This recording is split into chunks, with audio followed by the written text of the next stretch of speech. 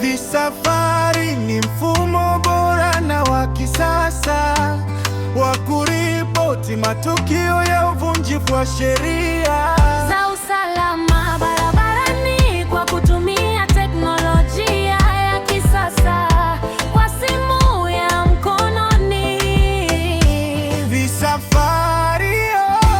Visafari fika salama. Wadau wa usafirishaji na watumiaji wote wa barabara, ni jukumu letu kulinda uhai wa rasilimali watu kwa ustawi wa taifa letu. Toa taarifa juu ya madereva wazembe wanaohatarisha